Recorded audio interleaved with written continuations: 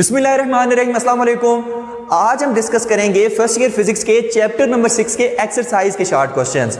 तो इसके जितने शॉर्ट क्वेश्चंस हैं वैसे तो हम सारे डिस्कस करके आ चुके हैं जब हमने टॉपिक्स की वीडियोस बनाई थी चैप्टर नंबर 6 के, लेकिन एक दफा दोबारा से इसको डिस्कस कर लेते हैं। और फर्स्ट शॉर्ट क्वेश्चन आपसे क्या इरशाद फरमाता है, explain the term viscosity. Viscosity क्या होती है? तो देखिए, विस्कोसिटी होता है कि the frictional effect between different layers of fluid is called viscosity. अब सबसे पहले पता होना चाहिए कि फ्लूइड क्या है। Any substance which can flow, जैसे एयर है फ्लो कर सकती है, फ्लूइड है। वाटर है फ्लो कर सकता है, फ्लूइड है। हनी है फ्लो कर सकती है, फ्लूइड है। मिल्क है फ्लो कर सकता है, फ्लूइड है। तो any substance which can flow is called fluid. अब ये जो फ्लूइड जब फ्लो करते हैं ना, तो ये क्या है, ऐसे लेयर सी बनती हैं। हम कंसीडर करते हैं कि ये लेयर्स की सूरत में ऐसे फ्लो करते हैं। तो एक लेयर को दूसरी लेयर के ऊपर स्लाइड करने में फ्रिक्शन का सामना करना पड़ता है। जब एक लेयर दूसरी लेयर के ऊपर ऐसे स्लाइड करती है तो फ्रिक्शनल इफेक्ट प्रोड्यूस होता है।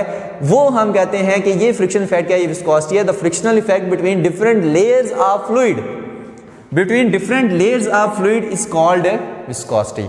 अब कुछ फ्लूइड की लेयर्स के दरमियान फ्रिक्शनल इफेक्ट बहुत ज्यादा होता है, कुछ के लेयर्स के दरमियान फ्रिक्शनल इफेक्ट बहुत कम होता है। जैसे फॉर एग्जांपल हम हनी की एग्जांपल लेते हैं और वाटर की एग्जांपल लेते हैं। आप एक कप में वाटर को डालें और ऐसे कप को उल्टा कर दें, वाटर साहब एकदम नीचे आ जाएंगे। यानी कि उसकी जो वाटर की जो लेयर्स के दरमियान फ्रिक्शनल इफेक्ट है वो बहुत कम है, यानी वाटर की विस्कोसिटी कम है। इसी तरह उसी गिलास में अब हनी को डालें, शहद को डालें। जब शहद को ऐसे ढेलेंगे तो जनाब से बहुत आराम से ऐसे नीचे आएंगे मजे से, यानी कि उसकी लेयर्स के दरमियान फ्रिक्शनल इफेक्ट बहुत ज्यादा है, यानी कि हनी की विस्कोसिटी बहुत ज्यादा है। तो हनी की विस्कोसिटी वाटर की निस्बत बहुत ज्यादा होती है। क्यों? उसकी फ्रिक्शनल इफेक्ट जो उसकी लेयर्स के दरमियान होता है वो बहुत ज्यादा होता है। ठीक है, अब इसको शो किससे करते हैं? विस्कोसिटी। विस्कोसिटी को शो कैसे करते हैं? ईटा से। ईटा इसका सिंबल है और इसकी यूनिट क्या है? किलोग्राम पर मीटर पर सेकंड। किलोग्राम पर मीटर पर सेकंड, ये क्या है? इसकी यूनिट है। अब इसका फार्मूला क्या होगा? देखिए, F is equal to 6 pi eta r. Stokes law हम पढ़ के आ चुके हैं। ईटा क्या है? विस्कोसिटी है। Eta is equal to F over 6 pi और आर वी। ओके हो गया। तो ये हमारे पास क्या आता है? विस्कोसिटी का फार्मूला आता है। ठीक है, eta is equal to F over 6 pi R V. तो ये था हमारा question number 1। Next short question है question number 2। What is drag force? What will be the effect of drag force acting upon a small sphere of radius R moving down through a liquid depend. अच्छा, देखते हैं इस question में क्या कहा गया है।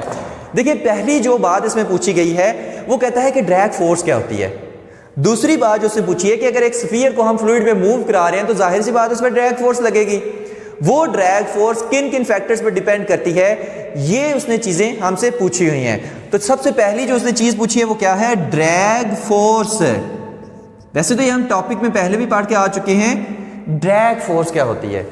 देखिए, ड्रैग फोर्स की सबसे पहले आपने जो डेफिनेशन लिखनी है कि N object moving through a fluid experiences a retarding force. An object moving through a fluid experiences a retarding force is called drag force. उसी को हम क्या कहते हैं? ड्रैग फोर्स कहते हैं। जैसे फॉर एग्जांपल, मैं ना गाड़ी में किसी सफर पे जा रहा हूं, सफर मेरा नाम भी है, तो गाड़ी में जा रहा हूं सफर पे, तो मैं क्या करता हूं? गाड़ी की विंडो को ओपन करता हूं और ऐसे बाहर हाथ निकालता हूं।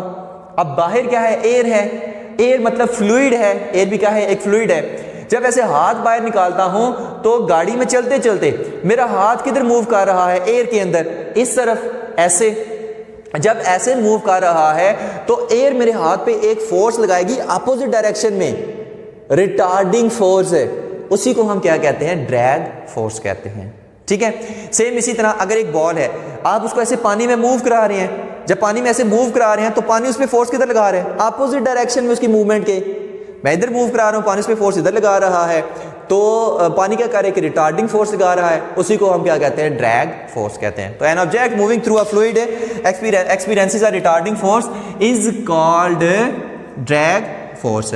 अब इसका फार्मूला क्या होता है, F is equal to 6 pi eta r v, जिसमें F ये क्या है, ये ड्रैग फोर्स है। और ये स्फीयर्स पे हमारे पास एक स्टोक्स लॉ था, और स्टोक्स लॉ ने हमें क्या बताया था, यानी स्टोक्स के साइंटिस्ट का नाम था, उसने कहा ये क्या है, वाटर है और उसमें एक स्फीयर है जिसका रेडियस r है, और वो इस डायरेक्शन में इतनी स्पीड के साथ वो क्या कर रहा है, मूव कर रहा है। उसकी जो स्पीड है, जो उसकी वेलोसिटी है, उसकी डायरेक्शन किधर है, इस तरफ है, यानी वो इस तरफ मूव कर रहा है। जब वाटर में इस तरफ मूव कर रहा है तो ड्रैग फोर्स उस पर किस तरह लगेगी, अपोजिट डायरेक्शन में, ऐसा ही है ना। और ये ड्रैग फोर्स किन किन फैक्टर्स पे डिपेंड करती है, अगर एक स्फीयर किसी फ्लूइड में मूव कर रहा हो, ये हमें बताया था स्टोक्स ने, ठीक है। अब स्टोक्स ने क्या बताया था, ये जो ड्रैग फोर्स है ये डिपेंड कर रही है नंबर 1 विस्कोसिटी पे, विस्कोसिटी ऑफ फ्लूइड पे, विस्कोसिटी ऑफ फ्लूइड कि फ्लूइड की विस्कोसिटी कितनी है, क्या मैं इस बॉल को वाटर में मूव कर रहा हूं, क्या मैं इस बॉल को मिल्क में मूव कर रहा हूं, क्या मैं इस बॉल को हनी में मूव कर रहा हूं, मतलब जिस फ्लूइड में मैं मूव करा रहा हूं उसकी विस्कोसिटी कितनी है। यहां पर वाटर में मूव करा रहा हूं फॉर एग्जांपल, तो वाटर की विस्कोसिटी कितनी है उस पर डिपेंड करते हैं। ये जो ड्रैग फोर्स है एक ईटा पे डिपेंड करती है, ठीक है, विस्कोसिटी ईटा से शो करते हैं। Number 2 radius of sphere, radius of sphere कि स्फीयर का रेडियस कितना है, जितना बड़ा रेडियस होगा उतनी ड्रैग फोर्स ज्यादा लगेगी, जितना बड़ा रेडियस होगा उतनी ड्रैग फोर्स ज्यादा लगेगी, ऐसा ही है। अच्छा थर्ड चीज स्पीड ऑफ स्फीयर। अब इस डायरेक्शन में स्फीयर मूव कर रहा है तो कितनी ज्यादा स्पीड के साथ मूव कर रहा है, अगर ज्यादा स्पीड है तो उसके ऊपर लगने वाली ड्रैग फोर्स वो भी क्या होगी, ज्यादा होगी, ठीक है ना। तो 3 फैक्टर्स में ये ड्रैग फोर्स डिपेंड कर रही है। अगर कोई ऑब्जेक्ट, अगर कोई स्फीयर फ्लूइड में मूव कर रहा है तो viscosity of fluid, radius of sphere और speed of sphere, speed, radius और विस्कोसिटी, 6 पाई क्या है, कांस्टेंट है, तो ड्रैग फोर्स इन फैक्टर्स पे डिपेंड कर रही है, और यही उसने हमसे पूछा हुआ था। अच्छा नेक्स्ट शार्ट क्वेश्चन क्या है, why fog droplet appears to be suspended in air. आपने देखा होगा कि ये जो फॉग ड्रॉपलेट होते हैं, धुंध के ये जो ड्रॉपलेट पार्टिकल से होते हैं, ये हमें ऐसा लगता है कि जैसे हवा में रुके हुए हैं। तो ऐसा क्यों है, ऐसा क्यों है, वो चीज हम देखते हैं, ठीक है। क्वेश्चन नंबर 3 है, देखिए फॉर एग्जाम्पल ये फॉग ड्रॉपलेट है, और फॉग ड्रॉपलेट का आपको पता है मैस बहुत कम होता है, मैस बहुत कम होता है, और जब ये नीचे की तरफ आ रहा है इसकी वेट की फोर्स किधर है, डाउनवर्ड, और जब कोई भी ड्रॉपलेट से नीचे की तरफ आता है तो उसके ऊपर एक अपवर्ड फोर्स होती है जिसको हम ड्रैग फोर्स कहते हैं, क्योंकि ड्रॉपलेट किसमें मूव कर रहा है, एयर में, और जब भी कोई फ्लूइड में कोई चीज मूव कर रही है तो उस पर एक रिटार्डिंग फोर्स होती है जिसको हम क्या कहते हैं, ड्रैग फोर्स। तो इस पर एक रिटार्डिंग फोर्स लगेगी, वो क्या होगी, ड्रैग फोर्स होगी, ठीक है। अब जब ये दोनों इक्वल होंगी, मतलब वेट की फोर्स मतलब मूव करता जा रहा है ना, तो ड्रैग फोर्स इंक्रीज होती जा रही है इसके ऊपर जो लगने वाली है। एक पॉइंट आएगा कि जब वेट की फोर्स ड्रैग फोर्स के इक्वल हो जाएगी, तब जो इस पे नेट फोर्स एक्ट कर रही है वो जीरो हो जाएगी। अब जिस वेलोसिटी से ये नीचे मूव करेगा वो कांस्टेंट वेलोसिटी होगी, और उसको हम क्या कहेंगे, टर्मिनल वेलोसिटी, ठीक है। ये इस टॉपिक में काफी तफसील से हम पढ़ के आ चुके हैं टर्मिनल वेलोसिटी वाले में, ठीक है। अब देखिए जैसे ये फॉग ड्रॉपलेट नीचे आया, क्योंकि इसका मैस बहुत ज्यादा कम है, ठीक है, जब इसका मैस बहुत ज्यादा कम है यानी इसका वेट क्या है, वेट भी बहुत ज्यादा कम है, एकदम से वेट की फोर्स ड्रैग फोर्स के इक्वल हो जाएगी, एकदम से वेट की फोर्स ड्रैग फोर्स के इक्वल हो जाएगी। और जब ये अब पार्टिकल जब ये नीचे मूव करेगा तो एक कांस्टेंट वेलोसिटी के साथ मूव करेगा जिसको टर्मिनल वेलोसिटी कहते हैं, और ये टर्मिनल वेलोसिटी बहुत कम होती है, मतलब कि टर्मिनल वेलोसिटी जिसके ये साथ ये मूव करेगा, ऐसे से मूव करेगा, बहुत स्लोली नीचे, बहुत ही आहिस्ता से, ओके हो गया। तो इतनी आहिस्ता ये मूव करेगा, इतनी आहिस्ता इसकी, इतनी कम इसकी टर्मिनल वेलोसिटी होगी कि हमें ऐसा लगेगा कि ये जो फॉग ड्रॉपलेट है ये हवा में सस्पेंड हो गया है और ये नीचे मूव ही नहीं कर रहा, यानी इतनी कम स्पीड के साथ नीचे की तरफ मूव करेगा, ओके हो गया। अक्सर जब बाइक पे जा रहे हो तो मुंह पे पड़ते हैं फॉग ड्रॉपलेट, ठीक है। तो इसलिए हम कहते हैं कि फॉग ड्रॉपलेट्स हमें सस्पेंड नजर आते हैं, क्योंकि इनकी टर्मिनल वेलोसिटी बहुत कम होती है और इनका मैस भी बहुत ज्यादा कम होता है। इस वजह से वेट की फोर्स ड्रैग फोर्स के इक्वल एकदम से हो जाती है। तो क्वेश्चन नंबर 4 है, explain the difference between laminar flow and turbulent flow, कि लैमिनर फ्लो और टर्बुलेंट फ्लो में डिफरेंस क्या है। देखिए हमारे पास अगर ये कोई फ्लूइड मूव कर रहा है, अगर ये कोई फ्लूइड क्या कर रहा है ऐसे, ये कोई बल्कि पहले पाइप बनाते हैं उसके बाद फ्लूइड बनाते हैं, ये कोई पाइप है और उसमें ये क्या कर रहा है, फ्लूइड फ्लो कर रहा है, फ्लूइड क्या कर रहा है, फ्लो कर रहा है। अगर हम कहते हैं कि फ्लूइड इस तरह से फ्लो कर रहा है कि उसमें हर पार्टिकल अपने से अगले वाले पार्टिकल का पाथ फॉलो कर रहा है, तो जो ये फ्लो होगा उसको हम कहेंगे लैमिनर फ्लो। उसको हम क्या कहेंगे, लैमिनर फ्लो। ठीक है, बस फॉर एग्जांपल ये पार्टिकल इधर जाएगा तो ये जो पिछला पार्टिकल है वो इसकी जगह पे आ जाएगा, उससे पिछला पार्टिकल उसकी जगह पे आ जाएगा, ये जो पार्टिकल है ये इसकी जगह पे आ जाएगा, ये जो पार्टिकल है ये इसकी जगह पे आ जाएगा। यानी कि हर पार्टिकल अपने से आगे जाने वाले पार्टिकल का पाथ फॉलो करेगा। अगर इस तरह का फ्लो है तो ऐसे फ्लो को हम क्या कहते हैं, लैमिनर फ्लो। ओके हो गया। और इसमें ये जो स्ट्रीम लाइंस हैं इनको हम स्ट्रीम लाइंस कहते हैं, स्ट्रीम लाइंस हैं ये एक दूसरे को क्रॉस नहीं करती, do not cross each other, do not cross each other, stream lines do not cross each other. मतलब कहीं पर भी आपको ऐसा नहीं लगेगा कि ये एक स्ट्रीम लाइन है ये एक दूसरे को ऐसे क्रॉस कर रही है, देखा यहां पर कोई भी क्रॉस नहीं कर रही। तो ऐसे फ्लो को हम क्या कहते हैं, लैमिनर फ्लो। स्मूथ फ्लो होता है, ठीक है, स्टेडी फ्लो होता है, हर पार्टिकल अपने से आगे जाने वाले पार्टिकल का पाथ फॉलो करता है, जिसे वो गुजरा है पीछे आने वाला पार्टिकल भी उसी से पाथ से गुजरेगा, और इसमें स्ट्रीम लाइन एक दूसरे को क्रॉस नहीं करती। आगे आता है टर्बुलेंट फ्लो, इर्रेगुलर और unsteady flow. Turbulent flow flow क्या होता है, इर्रेगुलर और अनस्टेडी फ्लो। इसमें क्या होता है कि फॉर एग्जांपल ये वाटर फ्लो कर रहा है, इसके रास्ते में मैं कोई हर्डल रख देता हूं, ठीक है, कोई बड़ा सा पत्थर रख देता हूं, तो यहां से ये स्ट्रीम लाइंस ये क्या हो जाएगी, ऐसे कर्व हो जाएंगी। ठीक है, अब ये जो फ्लो है ये कौन सा, ये टर्बुलेंट फ्लो है। इसमें क्या होगा, ये स्टेडी फ्लो नहीं है, यहां पर जो लाइंस हैं, स्ट्रीम लाइंस है, वो एक दूसरे को क्रॉस कर जाएंगी। तो जिसमें इस तरह का इर्रेगुलर और अनस्टेडी फ्लो आ जाए तो ऐसे फ्लो को हम क्या कहते हैं, टर्बुलेंट फ्लो। ओके हो गया। तो नेक्स्ट शार्ट क्वेश्चन देखते हैं। A person is standing near a fast moving train, is there any danger that he will fall towards it. कहता है एक पर्सन है जो फास्ट मूविंग ट्रेन के करीब खड़ा हुआ है, क्या उसको कोई खतरा है कि वो ट्रेन की तरफ गिर जाएगा। अब देखिए हम कहेंगे बिल्कुल उसको डेंजर है, बिल्कुल उसको खतरा है। क्यों खतरा है वो चीज देखते हैं। देखो हम कहते हैं कि फॉर एग्जाम्पल ये मेरे सामने से ट्रेन गुजर रही है, मेरे सामने से क्या गुजर रही है, ट्रेन गुजर रही है। अब जब ट्रेन गुजर रही है मेरे सामने से तो मेरे और ट्रेन के दरमियान जो एयर है उसकी स्पीड काफी तेज नहीं हो जाएगी, उसकी स्पीड काफी तेज हो जाएगी। तो हमने पढ़ के आ चुके हैं where the speed of fluid is high pressure will be लो।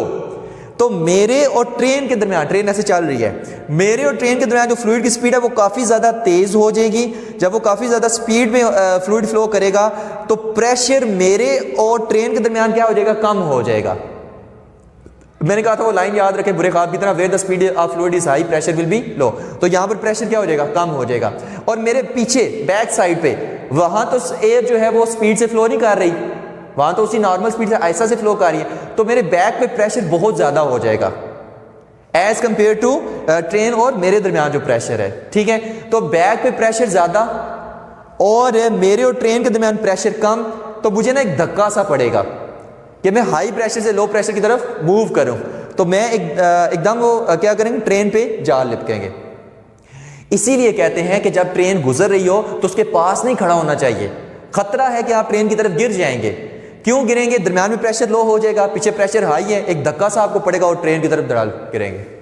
सही है, तो आपने इसका आंसर दिया कि देना कि according to Bernoulli's equation where the speed of fluid is high pressure will be low. तो जब भी हम ट्रेन के पास खड़े होंगे दरमियान में स्पीड ऑफ एयर बहुत ज्यादा तेज हो जाएगी, प्रेशर कम हो जाएगा, पीछे प्रेशर ज्यादा है तो एक धक्का पड़ेगा और हम उसके पास गिर जाएंगे, उसके ऊपर गिर जाएंगे। ठीक है, तो कभी भी फास्ट मूविंग ट्रेन के पास नहीं जाना। और यहाँ पर एक शॉर्ट क्वेश्चन मिस हो गया, question number 5, state Bernoulli's relation for a liquid in motion and describe some of its application. कि बर्नौली इक्वेशन क्या है फॉर लिक्विड्स और कुछ एप्लीकेशन इसकी डिस्कस करें। ठीक है, तो हम इसको पहले रेज करते हैं, उसके बाद देखते हैं कि इसकी कुछ एप्लीकेशंस क्या है। ठीक है, वैसे तो हम इसकी सारी एप्लीकेशन मान देख के आ चुके हैं। तो देखिए, पहले कहते हैं बर्नौली इक्वेशन का जो रिलेशन है वो आप बताएं कि वो क्या है। ठीक है, तो क्या था, P plus 1/2 rho v square plus rho g h is equal to constant. ये हमारे पास क्या है, बर्नौलीज इक्वेशन है, जिसमें ये क्या है, pressure, kinetic energy per unit volume और potential energy per unit volume. और बर्नौली इक्वेशन हमें क्या कहती है कि the sum of pressure, kinetic energy per unit volume and potential energy per unit volume of an ideal fluid at any point in a pipe is. तो ये आपने बताना है, इस बर्नौली इक्वेशन की डेफिनेशन लिखनी है और साथ में ये रिलेशन लिखना है। ठीक है, अब वो पहले मैं बता चुके बर्नौली इक्वेशन के क्या कहते हैं कि तमाम जो एनर्जीज का सम होगा पाइप में फ्लो करते हुए फ्लूइड के किसी भी एक पॉइंट पर, तमाम एनर्जी का जो सम होगा उसका आंसर हमेशा सेम आएगा। चाहे आप यहां पर आप मालूम करें, यहां पर इन तीनों का सम मालूम करें, यहां पर इन तीनों का सम मालूम करें, कहीं पर भी मालूम करें, इन तीनों का सम क्या आएगा, हमेशा सेम आएगा। ओके हो गया कि आइडियल फ्लूइड के लिए। अब नेक्स्ट है कि इसकी एप्लीकेशन तो बहुत सारी देखनी है। हमने इसकी एक वेंचुरीमीटर देखी है, वो भी इसकी एप्लीकेशन है। Number 2, swing in a ball. Number 3, lift off an aeroplane, कि एरोप्लेन किस तरह से मतलब लिफ्ट करता है, ऊपर की तरफ उड़ता है बर्नौली इक्वेशन को यूज करके। तो वेंचुरीमीटर हमने पढ़ा है, स्विंग इन अ बॉल पढ़ा है, लिफ्ट ऑफ एन एरोप्लेन पढ़ा है, तो टॉरिस-हेलिस थ्योरम पढ़ा है। तो ये हमारे पास क्या है, ये बर्नौलीज इक्वेशन की एप्लीकेशंस है और यही उसने हमसे पूछी हुई थी। नेक्स्ट शॉर्ट क्वेश्चन है, question number 7, identify the correct answer. इनमें से कौन सा करेक्ट आंसर है, इसमें पहले वाला करेक्ट आंसर है। ठीक है, काफी दफा डिस्कस कर चुके हैं कि where the speed of fluid is high pressure will be low, ये इसका करेक्ट आंसर है। नेक्स्ट है question number 8, 2 row boats moving parallel in the same direction are pulled toward each other, explain है। कहते हैं कि दो अगर बोट्स हैं, दो कश्तियां हैं, फॉर एग्जांपल समुद्र में या दरिया में ऐसे साथ साथ जा रही हैं, तो वो एक दूसरे की तरफ अट्रैक्ट होती हैं, पुल्ड होती हैं। ऐसा क्यों है, तो वो चीज देखते हैं। ठीक है, सेम इसमें भी वही बर्नौली इक्वेशन ही लगेगी जो हमारे पास है, the speed is high pressure, where the speed of the fluid is high pressure will be low. ठीक है, देखिए अगर हमारे पास है 2 कश्तियां हैं, क्वेश्चन नंबर 8 है, 2 हमारे पास फॉर एग्जांपल कश्तियां हैं ये, ठीक है, बनाने में अगर मिस्टेक होगी तो माजरत। 2 कश्तियां हैं, कश्तियां बन गई, पतंगे बन गई, ठीक है, बहरहाल 2 कश्तियां हैं। ठीक है, कोई भी 2 बोट्स हैं और वो क्या कर रही हैं, यहां पर हमारे पास क्या है, वाटर है, और वाटर में ये जो 2 कश्तियां हैं, ये जो 2 बोट्स हैं, ये इस तरफ मूव कर रही हैं। ठीक है, अब जब इस तरफ मूव कर रही हैं तो ये जो इनके दरमियान में वाटर नहीं है, ये वाला ऐसे दोनों मूव कर रही है ना, ऐसे मतलब ऐसे मूव कर रही हैं दोनों एक ही सिमत में, तो इन दोनों कश्तियों के दरमियान में जो वाटर है उसकी स्पीड बहुत ज्यादा हाई हो जाएगी। यहां पर जो वाटर है इसकी स्पीड बहुत ज्यादा हाई हो जाएगी जब ये दोनों एक ही डायरेक्शन में मूव करेंगी तो। और हमें पता है where the speed is high pressure will be low, तो इनके दरमियान में प्रेशर क्या हो जाएगा, लो हो जाएगा। ओके है, और यहां पर प्रेशर क्या है, यहां पर प्रेशर है हाई, क्योंकि स्पीड ऑफ वाटर तो यहां पर बहुत ज्यादा इंक्रीज हुई है। यहां पर प्रेशर कितना है, बोर्ड के इस साइड पे यहां पर प्रेशर है हाई, तो यहां बोर्ड के इस साइड प्रेशर हाई, बोर्ड के इस साइड प्रेशर हाई, और दरमियान में क्योंकि वाटर की स्पीड बहुत ज्यादा हो गई है लिहाजा वहां पर प्रेशर लो, तो यहां पर एक इन पे धक्का सा इनको लगेगा और ये बोर्ड आपस में एक दूसरे की तरफ मूव करेंगी, एक दूसरे की तरफ अट्रैक्ट होंगी। ठीक हो गया, बोर्ड्स ऐसे मूव कर रही हैं, ऐसे बोर्ड्स मूव कर रही हैं, दरमियान में वाटर की स्पीड ज्यादा, प्रेशर कम, और बोर्ड के इस साइड और इस साइड तो प्रेशर ज्यादा ही है, दरमियान में प्रेशर कम और बोर्ड्स ऐसे एक दूसरे की तरफ लिपकेंगे। टकराने का खतरा हो जाएगा उन दोनों का, ठीक है। तो थोड़े से फासले में रख के चलानी चाहिए। तो ये हमें कहते हैं कि इसमें भी बर्नौली क्वेश्चन लगेगी कि with the speed of high pressure will be low, water की स्पीड हाई हो जाती है, लिहाजा दरम्यान में प्रेशर कम हो जाता है, दोनों तरफ से एक धक्का सा पड़ता है क्योंकि यहाँ पर प्रेशर हाई है, यहाँ पर प्रेशर हाई है, तो ये बोर्ड से एक दूसरे की तरफ मूव करती हैं चलते चलते ऐसे। अच्छा next, explain how the swing is produced in a fast moving cricket ball. कि फास्ट मूविंग क्रिकेट बॉल है उसमें जो स्विंग है वो किस तरह से प्रोड्यूस होती है, तो वो चीज़ देखते हैं। क्वेश्चन नंबर 9, ठीक है, गंद बहुत ज़्यादा फट गया है लेकिन ये सारी चीज़ें आपको बता के आ चुके हैं, ठीक है। अगर हमारे पास ये बॉल है और क्या कर रही है, रोटेट कर रही है, बॉल क्या कर रही है, रोटेट कर रही है, और ये हमारे पास एयर के फ्लो की, मतलब एयर इस तरफ मूव कर रही है, ठीक है। अब बॉल की रोटेशन किस तरह से है, यहाँ पे इस तरह और इस तरफ ऐसे ऐसे रोटेट कर रही है, ऐसे क्या कर रही है, रोटेट कर रही है। अब यहाँ पर इसकी रोटेशन की डायरेक्शन किधर है, इधर, रोटेशन की डायरेक्शन इधर, फ्लूइड की स्पीड इधर। तो यहां पर ये जो स्ट्रीम लाइंस हैं ये आपस में बहुत ज्यादा क्लोज आ जाएंगी, आपस में स्ट्रीम लाइन ये बहुत ज्यादा क्लोज आ जाएंगी। और यहां पर इसकी रोटेशन की डायरेक्शन कैसे है, ऐसे, और जो फ्लूइड की स्पीड है, फ्लूइड की डायरेक्शन है उसकी डायरेक्शन ऐसे। तो यहां पर स्ट्रीम लाइन आपस में दूर हो जाएंगी क्योंकि अपोजिट डायरेक्शन है। अब यहां पर क्या होगा, फ्लूइड की स्पीड ज्यादा, यहां पर फ्लूइड की स्पीड कम, और यहां पर फ्लूइड की स्पीड कम होगी तो यहां पर प्रेशर क्या होगा, ज्यादा। यहां पर फ्लूइड की स्पीड क्या है, बहुत ज्यादा है, लिहाजा यहां पर प्रेशर क्या होगा, कम होगा। तो ये बॉल कुछ ऐसे मूव कर जाएगी, ठीक है। ये पहले वही वैसे समझा के आ चुके कि ऐसे बॉल रोटेट कर रही है। अक्सर ना बॉल को जब स्विंग करना होता है ना हवा के अंदर ही, तो बॉलर क्या करते हैं, उसको स्पिन दे देते हैं, उसको रोटेशन दे देते हैं बॉल को। तो बॉल ऐसे रोटेट कर रही है, ऐसे ऐसे रोटेट कर रही है। जब रोटेट कर रही है तो फ्लूइड की फॉर एग्जाम्पल जो डायरेक्शन है फ्लो की वो इधर है, ऐसे फ्लो कर रही है। यहाँ पर फ्लूइड की डायरेक्शन और इसकी रोटेशन सेम, यहाँ पर फ्लूइड की डायरेक्शन और इसकी रोटेशन अपोजिट। यहाँ पर स्ट्रीम लाइंस ऑफ फ्लूइड करीब करीब आ जाएंगी, मतलब स्पीड ज़्यादा होगी, प्रेशर कम होगा।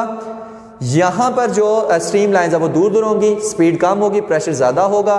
तो ज़्यादा प्रेशर से कम प्रेशर की तरफ ये ऐसे कर्व्ड हो जाएगी। ओके हो गया, एक रीज़न तो ये है। एक दूसरी रीज़न एक और भी होती है, दूसरी रीज़न एक और होती है, कौन सी, शाइनी सरफेस, हम इसको शाइनी सरफेस। अच्छा शाइनी सरफेस क्या, ये हमारे पास बॉल है और एक सरफेस को ना हम इसका काफ़ी ज़्यादा शाइन करते हैं। आपने देखा होगा बॉल को ना अक्सर जब बॉलर कराने से पहले ऐसे रगड़ रहे होते हैं, मतलब उसकी एक सरफेस को क्या कर रहे होते हैं, शाइन दे रहे होते हैं। और जो भी सरफेस उसकी शाइन कर रही होती है वहाँ पर जो स्पीड ऑफ फ्लूइड है उसकी जो हमारे पास है जो स्पीड है फ्लूइड की, वहाँ पर स्पीड तेज़ होगी, वहाँ पर फ्लूइड की जो स्पीड है वो हाई होगी। और जो थोड़ी सी रफ सरफेस होगी बॉल की वहाँ पर जो स्पीड है फ्लो की वो कम होगी। और जब कम होगी तो यहाँ पर प्रेशर ज़्यादा, और जहाँ पर शाइनी सरफेस है वहाँ पर फ्लूइड की स्पीड ज़्यादा होगी तो वहाँ पर प्रेशर कम। तो बॉल ऐसे ज़्यादा प्रेशर से कम प्रेशर की तरफ ऐसे जाएगी, मतलब ऐसे कर्व्ड पाथ में ये बॉलर ने बॉल करी और ये ऐसे मूव करके जाएगी। ओके हो गया। तो ये सारे फिनोमेना होते हैं कि एक तरफ जो है स्पीड ऑफ फ्लूइड ज़्यादा हो जाती है, दूसरी तरफ कम हो जाती है। जिस तरफ स्पीड ऑफ फ्लूइड ज़्यादा होती है वहाँ पर प्रेशर कम हो जाता है, जिस तरफ स्पीड ऑफ फ्लूइड कम होती है वहाँ पर प्रेशर ज़्यादा हो जाता है। तो जो चीज़ें हैं वो हमेशा ज़्यादा प्रेशर से कम प्रेशर की तरफ जाती हैं फिर। तो इस वजह से ये सारा फिनोमेनाज होते हैं, बॉल में स्विंग प्रोड्यूस हो जाती है। ओके हो गया। नेक्स्ट क्वेश्चन है question number 10, explain the working of carburettor of a motor car using Bernoulli's equation. कि ये जो कार्बोरेटर होते हैं ये किस तरह से वर्क करते हैं, हम वो चीज़ देखते हैं। ठीक है, गाड़ियों में भी कार्बोरेटर लगे होते हैं, बाइक्स है उसमें भी लगे होते हैं। तो ये कार्बोरेटर का काम क्या होता है वो देखते हैं बर्नौली इक्वेशन को यूज़ करके। तो देखिए कार्बोरेटर में ना वेंचुरी डक्ट लगी होती हैं। ये क्या है, वेंचुरी डक्ट है जो यहाँ से क्लोज और यहाँ से ओपन। ठीक है, यहाँ पर हम क्या रखते हैं, पेट्रोल का टैंक सा होता है इस पॉइंट पर, इधर यहाँ पर क्या है, फॉर एग्जांपल पेट्रोल है। ओके हो गया। और यहाँ से इसमें क्या होती है, एयर एंटर होती है, एयर एंटर होती है। ओके हो गया। ये कार्बोरेटर, कार्बोरेटर का काम पता है क्या होता है? एयर और पेट्रोल को मिक्स कर देना, वेपराइज फॉर्म में उसको ले आना, तो फिर उसको इंजन में भेजना। एयर और वाटर को एयर और पेट्रोल को मिक्स करके उसको क्या करना? इंजन में भेजना। फिर से बता रहे हैं कि कार्बोरेटर का काम क्या होता है कि एयर और पेट्रोल को मिक्स करके इंजन तक भेजना। अब वो कैसे मिक्स होता है वो चीज देखते हैं। देखिए यहां से पाइप क्या है? क्लोज है, तो यहां पर स्पीड ऑफ फ्लूइड क्या होगी? स्पीड ऑफ फ्लूइड हाई होगी, और जब स्पीड ऑफ फ्लूइड हाई होगी तो प्रेशर क्या हो जाएगा? कम हो जाएगा यहां पर, और जब प्रेशर कम हो जाएगा तो यहां पर तो प्रेशर ज्यादा है, क्योंकि यहां पर फ्लूइड की स्पीड इतनी हाई नहीं है। तो क्या होगा कि पेट्रोल हाई प्रेशर से लो प्रेशर की तरफ मूव करने लग पड़ेगा। स्पीड ऑफ फ्लूइड ज्यादा, प्रेशर कम, तो पेट्रोल जो है वो इस तरफ मूव करना शुरू हो जाएगा। ठीक है, और जब मूव होगा तो यहां पे एयर के साथ मिक्स होगा, जब एयर के साथ मिक्स होगा तो आगे इंजन में चला जाएगा। ठीक है, तो ये हमारे पास होती है वर्किंग कार्बोरेटर की वर्किंग। ओके हो गया। नेक्स्ट शार्ट क्वेश्चन है question number 11। For which position will the maximum blood pressure in the body have the smallest value? ऐसी कौन सी पोजीशन है कि जिसमें maximum blood pressure of the body उसकी जो है वो स्मॉलेस्ट वैल्यू होती है? Standing upright, sitting, lying horizontally, standing on one's head. जब हम खड़े हुए हैं तब ऐसा होगा, जब हम बैठे हुए हैं तब ऐसा होगा, या जब हम लेटे हुए हैं तब ऐसा होगा। कौन सी ऐसी पोजीशन होगी कि जिसमें maximum blood pressure of the body have the smallest value, उसकी स्मॉलेस्ट वैल्यू होगी? तो इसका करेक्ट आंसर है लाइंग हॉरिजॉन्टली। जब हम हॉरिजॉन्टल लेटे हुए होते हैं तब हमारे पास जो maximum blood pressure of the body होता है उसकी स्मॉलेस्ट वैल्यू होती है। कैसे? क्यों? सारे बॉडी के पार्ट्स जो होते हैं ना वो हार्ट के लेवल पे होते हैं। इंसान ऐसे लेटा हुआ है, ये हार्ट है, हार्ट, ठीक है, दिल, हार्ट है हमारा, और दिल के लेवल पे सारे बॉडी पार्ट्स होते हैं। तो इस पोजीशन में हमारे पास क्या होता है कि maximum blood pressure of the body have the smallest value होती है उसकी। ठीक है, तो क्या होता है कि जो दिल है, जो हार्ट है, उसको कम वर्क करना पड़ता है। क्यों? सारे पॉइंट्स पे जो ग्रेविटी का असर वो एक जैसा हो रहा है। ओके हो गया। तो आप कहेंगे कि जब इंसान लेटा हुआ होता है तब उसके सारे बॉडी पार्ट्स हार्ट के लेवल पे होते हैं, तब जो maximum blood pressure of the body होगा उसकी स्मॉलेस्ट वैल्यू होगी। ओके हो गया। नेक्स्ट लास्ट क्वेश्चन है, in an orbiting space station would the blood pressure in major arteries in the leg ever be greater than the blood pressure in the major arteries in the neck? कहता है कि जब आप space station में move कर रहे हो, space station में मूव कर रहे हो, तब जो आपका ब्लड प्रेशर है वो मेजर आर्टरीज जो लेग की हैं उसमें ज्यादा होगा as compare to major arteries of neck. यानी जो इन सिंपल वर्ड्स है कि जो ब्लड प्रेशर है वो टांगों में ज्यादा होगा और नेक में कम होगा। क्या ऐसा होगा? भाई ऐसा कुछ भी नहीं होगा। ऐसा क्यों नहीं कुछ होगा? क्योंकि स्पेस स्टेशन में क्या होती है? वेटलेसनेस की कंडीशन होती है। वेटलेसनेस की कंडीशन से क्या मुराद होता है कि वेट जीरो होता है। अब जब स्पेसशिप में वेट जीरो हो जाता है इंसान का, तब हमारे पास जितनी जो ब्लड प्रेशर की वैल्यू है major arteries of leg and major arteries of neck वो बराबर होगी, वो बिल्कुल सेम होगी। यानी जितना ब्लड प्रेशर टांगों में होगा उतना ही ब्लड प्रेशर नेक में भी होगा। कब? जब आप स्पेस स्टेशन में होगे, क्योंकि वहां पर ग्रेविटी का इफेक्ट नहीं होता, स्पेस में ग्रेविटी का इफेक्ट नहीं होता। आप वेटलेसनेस की कंडीशन में होते हैं, मतलब वेट आपका जीरो होता है। इस वजह से जो ब्लड प्रेशर है वो जितना टांगों में होगा उतना ही नेक में होगा, यानी पूरी बॉडी में सेम होगा। तो ये थे हमारे शॉर्ट क्वेश्चन चैप्टर नंबर 6 के।